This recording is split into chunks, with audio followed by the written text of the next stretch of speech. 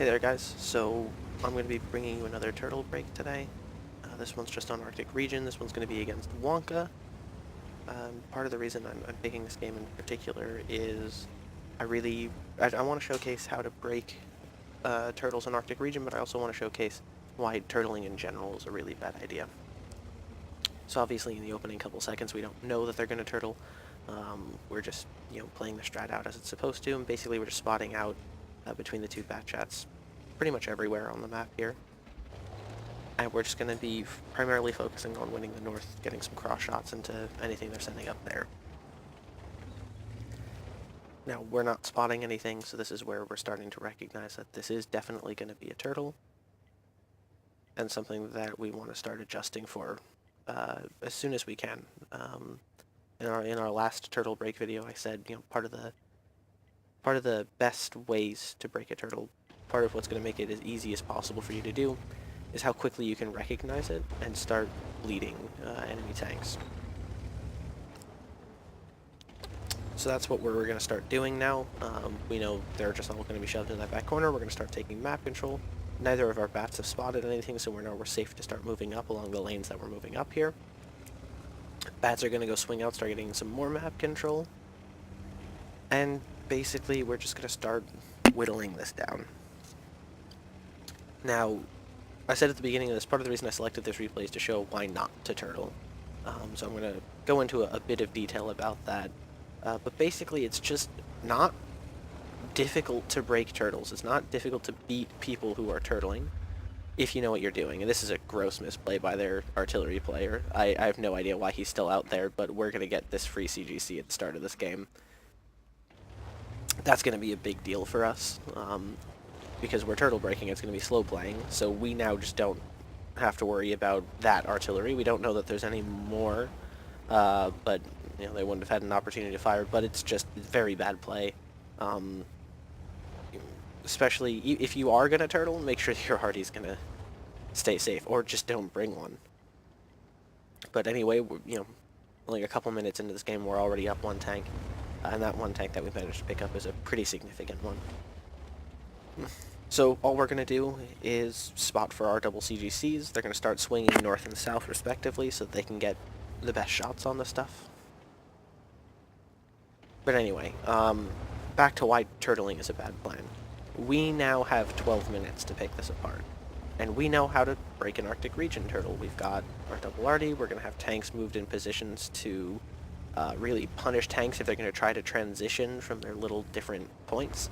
All these little pockets that all these heavy tanks are located in, all these TDs are located in, we can punish them for leaving those locations.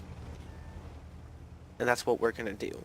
And what they've done by turtling this game is they're basically just banking on us playing either really badly and trying to push them despite the fact that they've got crossfire set up, or to trade very, very badly with them, which as you can see isn't happening here. I don't think we've lost HP yet in this game. Yet we haven't. And we can see how much damage we've done. This E3 is at half HP. We've already picked up a CGC. There's some more damage on some of these unspotted tanks. You can see this tank is already half HP. That's not all RD2. There's some really good individual play going around kind of these IS-7s S-Conks here. They've got these really strong turrets that really shouldn't be penned. OxyClean taking the first bit of damage on our team because he's terrible. But I mean, you can see Hellsfog, that first shot that he took there, that wasn't Arty. That was one of our heavy tanks getting a free shot into him, and then our Arty double taps him, and now we're up 2 tanks. You can see this isn't going very well. This isn't because it's a bad turtle, it's because turtling itself just isn't very good. All it takes is a bit of practice to know how to break them, and you're going to have a pretty easy time breaking any turtle really in this game. There's only really one exception to this, which is Mountain Pass, but that's a story for another day. Any other time turtling, you're basically just depriving yourself of testing and experiencing and trying out new strats in an attempt to win games. And you're just kind of tossing a coin to see if whoever you're playing against knows how to break your turtle or not. And obviously, because This is the replay I've selected. We know how to break this turtle. It's going to be pretty easy for us. We're just going to take our time doing it. And I want more people to know how to break turtles like this because, well, if more people know how to, then it's going to be easier for you to do so. So we actually haven't even taken full map control. We only have this one bat chat in this kind of F9 location. That's Buzzard over there. And so we're going to actually start rotating some 50Bs to join him because we want to get some autoloaders down there to get some burst in because we're thinking of pushing in soon. We're already up 2 tanks. We've bled them a lot. Really we're just doing a lot of free damage right now. OxyClean is still the only tank besides now myself and Buzzard to have taken damage. I'm actually going to fall back and switch with Blur, which is something I should have done a little bit earlier. So Blur isn't an S-Conk, and S-Conks have very, very good view range, and they have very, very good turrets, which means he's going to be just as effective spotting on this corner as I would have been. So you're going to see him come up and take my place, and then once he does, I'm going to rotate out. Yeah. So the big thing to note about turtling, and why I am very, very against it, is if you choose to not turtle, you're going to get practice against a strat that's actually going to win, right? Even if you don't win the game, it's a way for you to figure out how to improve.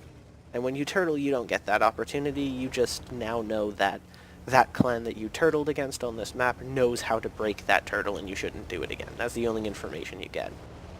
If you try an actual strat, if you try to actually play the game, you figure out how to do what you were trying to do better, even if you lose.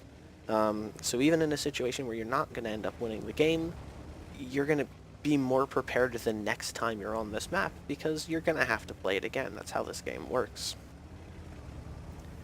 So we're getting close to the point where we're thinking of pushing in, but before we can, they start to. And this is actually a really good move on Wonka's part. They recognize that we're really just picking them apart. They recognize that we're a bit split where we are.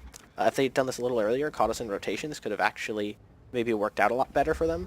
But basically what they're doing here is they've recognized that they can't win the game sitting in this back corner. They need to try to push onto us. The problem is, and you don't get a very good angle from where I am in this tank, that northern push is in a really big crossfire.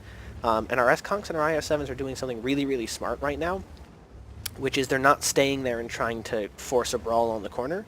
They're just dropping further and further back, so these mice are having to chase further and further out into this ditch, where this 50B and these STRV just have really consistent, good shots. And it's making it easier for us to damage cycle and focus fire. Or if we have another 50B in this group who's also putting out some really good burst. And as you can see, this is just grossly going in our favor. And I don't want to make it seem like that push was a bad idea, because that's probably the best decision you could have made.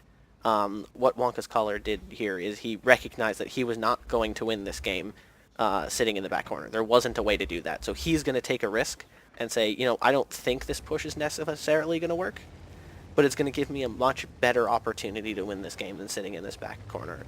And they tried something, and clearly it didn't work out for them, but that's a lot better than just sitting in your corner of the map waiting to lose, just maybe 6 or 7 minutes later. And obviously this is a win for us, but to me it really showcases why turtle breaking is a bad idea. We knew how to break this turtle. This was a very, very systematic game for us. It was just like, alright, check one thing off the list at a time, rotate around to take the map, get our artillery to have that split, make sure we're focusing specific tanks, make sure we're not bleeding our HP, and we were able to do that incredibly effectively here. And that's really what I want anyone watching this to take away, that if you turtle against someone who knows how to break that turtle, this is the result. And you're going to be a lot better off trying out strats and trying to improve your team and your coloring repertoire than you are just going to be sitting in the back corner of a map. And that's that game.